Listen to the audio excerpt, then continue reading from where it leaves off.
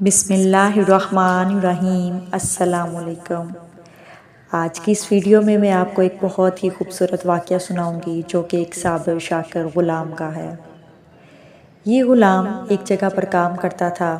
ایک دن وہ کام پر نہ گیا تو اس کے مالک نے سوچا کہ مجھے اس کی تنخواہ میں کچھ اضافہ کر دینا چاہیے تاکہ وہ اور دل جمی سے کام کرے اور آئندہ غائب نہ ہو۔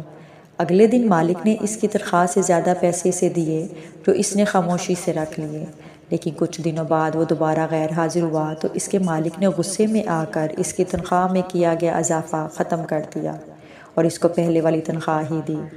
غلام نے اب بھی خاموشی اختیار کی تو مالک نے کہا، جب میں نے اضافہ کیا تو تم خاموش رہے اور اب جب کمی کی تو پھر بھی خاموش ہو، آخر کیوں؟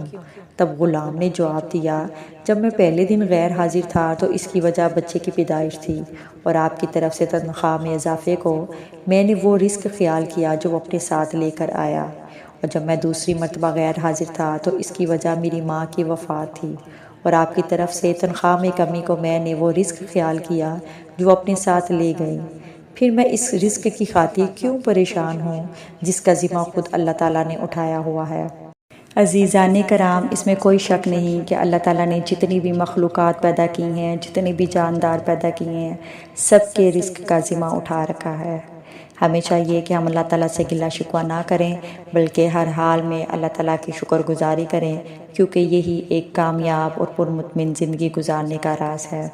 امید ہے کہ آج کی ویڈیو آپ کو پسند آئی ہوگی۔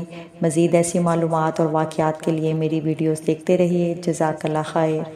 اللہ حافظ۔